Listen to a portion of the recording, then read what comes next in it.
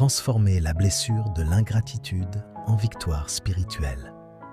Le choc de la trahison. Bonjour à tous.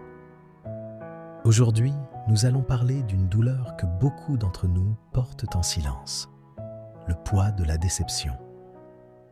Il n'y a rien de plus déchirant que de donner son cœur, son temps, son argent, ou même sa vie pour quelqu'un, pour ne recevoir en retour que le mépris ou la trahison.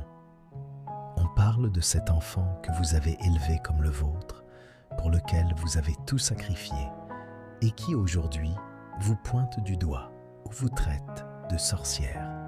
On parle de ce partenaire que vous avez soutenu financièrement, que vous avez aidé à se bâtir, et qui, une fois au sommet, vous quitte pour un ou une autre, comme si vous n'aviez jamais existé.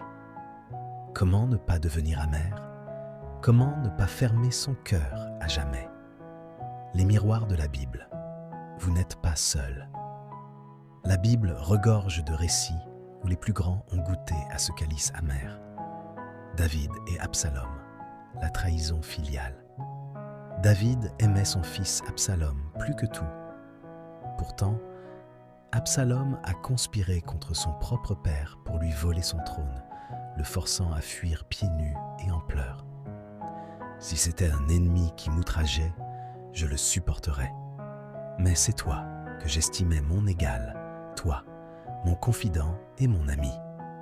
Psaume 55, 12 à 13. Joseph et ses frères, la haine en réponse à l'amour.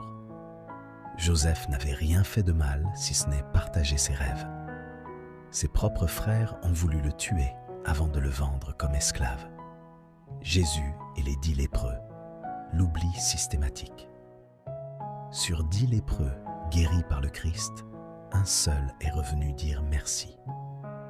Ne soyez pas surpris si 90% de ceux que vous aidez oublient de votre bienfait. Jésus, prenant la parole, dit « Les 10 n'ont-ils pas été guéris? Et les 9 autres, où sont-ils » Luc 17, 17. Pourquoi cela fait-il si mal?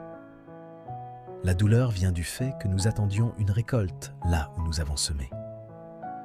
Mais la vérité spirituelle est celle-ci. L'ingratitude de l'autre est le reflet de sa propre pauvreté intérieure, pas de la valeur de votre don.